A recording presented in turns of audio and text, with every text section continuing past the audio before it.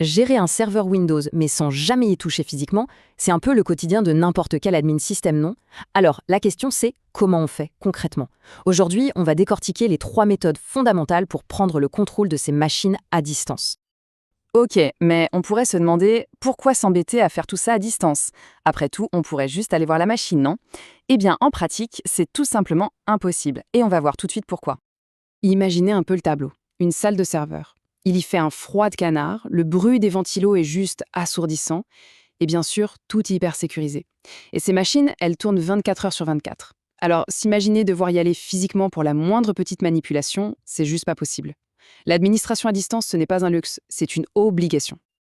Alors voilà le programme, on va vite regarder pourquoi c'est un problème, puis on plonge dans nos 3 méthodes, la ligne de commande, le bureau virtuel et la console centrale. Et à la fin, on verra comment choisir le bon outil pour le bon boulot. Allez, on attaque direct dans le vif du sujet avec la première méthode, la ligne de commande.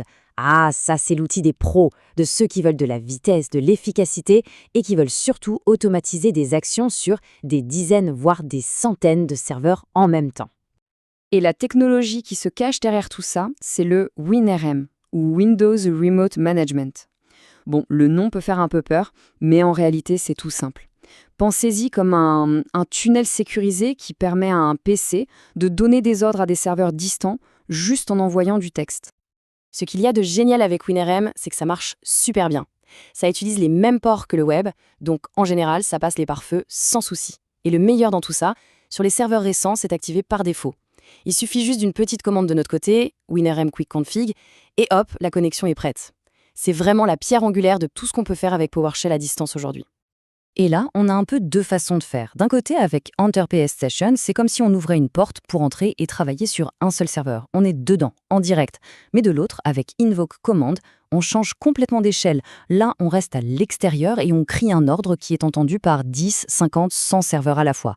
Imaginez redémarrer un service partout en une seule ligne. Le gain de temps est juste colossal. Bon, on change complètement de décor pour la deuxième méthode. On oublie la ligne de commande, le texte noir sur fond bleu. Là, on parle d'une expérience purement visuelle. C'est simple, c'est comme si on était transporté directement devant l'écran du serveur. Et cet outil magique, c'est le fameux RDP, le Remote Desktop Protocol. Le principe est d'une simplicité enfantine. On affiche l'écran du serveur distant sur notre propre écran et on peut interagir avec la souris et le clavier comme si on y était. C'est la solution quand on a absolument besoin d'une interface graphique pour faire quelque chose. En plus, pour le configurer, c'est vraiment très simple. Sur le serveur, on coche une case dans les paramètres système. On vérifie que le port 3389 est bien ouvert dans le pare-feu et c'est à peu près tout. Ensuite, depuis un PC, on lance le client bureau à distance, on met le nom ou l'IP du serveur et voilà, on est connecté. Par contre, il y a une limitation, mais alors une limitation majeure avec le RDP standard sur un serveur. C'est une seule session active à la fois. Pensez-y comme une chaise. Si un admin s'assoit à distance, la personne qui est physiquement devant la machine est mise dehors, sa session est verrouillée. Et vice-versa. C'est soit l'un, soit l'autre. Jamais les deux en même temps. Et voilà un point qui piège souvent les débutants. Le RDP, ce n'est qu'un miroir. Il montre ce qu'il y a sur le serveur. Point. Donc si le serveur est en mode server core, c'est-à-dire sans aucune interface graphique pour des raisons de légèreté et de sécurité, eh bien le RDP montrera juste une invite de commande. Il ne va pas magiquement inventer un bureau qui n'existe pas. Et on arrive à la troisième et dernière méthode. Et celle-ci, c'est un peu le meilleur des deux mondes. Imaginez pouvoir gérer plein de serveurs à la fois, comme avec la ligne de commande, mais avec le confort d'une belle interface graphique. Cette solution, ça s'appelle les RSAT, pour Remote Server Administration Tools. Et là, le changement de philosophie est total. On ne se connecte plus au serveur. À la place, on installe des outils de gestion sur notre propre PC. Et c'est notre machine qui devient une sorte de tour de contrôle pour gérer toute la flotte de serveurs. Une fois les RSAT installés, on a accès à l'outil principal, le gestionnaire de serveurs. C'est un véritable tableau de bord central. On y ajoute tous nos serveurs et d'un seul coup d'œil, on voit leur état de santé, les alertes. On peut regarder les logs, installer un nouveau rôle sur une machine, lancer une commande, le tout depuis cette console unique, sans jamais avoir à se connecter sur chaque machine individuellement. Mais alors là, on touche à la fonctionnalité qui change tout. Le vrai super pouvoir des RSAT. On se souvient qu'avec RDP, un serveur sans interface graphique ne nous donne qu'une ligne de commande.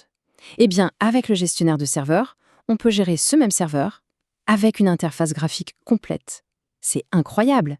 On a la légèreté et la sécurité d'un serveur core, mais on le gère avec la facilité d'une interface visuelle. C'est vraiment le combo gagnant. Voilà, on a nos 3 méthodes sur la table. Alors, la grande question maintenant, c'est laquelle choisir? En fait, ce n'est pas la bonne question.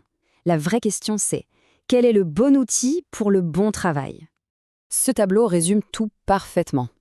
Si on doit faire la même action sur 50 serveurs, comme une mise à jour par exemple, pas de question à se poser, c'est la ligne de commande avec WinRM. Si on doit dépanner une application bien spécifique qui n'a qu'une interface graphique sur un seul serveur, là, on sort le RDP. Et pour la surveillance quotidienne, pour avoir une vue d'ensemble de tout le parc de serveurs, c'est la console centrale RSAIT qui est reine. Alors au final, quel est le meilleur outil? Eh bien, la réponse, c'est qu'il n'en a pas un seul. L'administrateur système moderne, le bon, il ne choisit pas un outil, il les a tous dans sa boîte.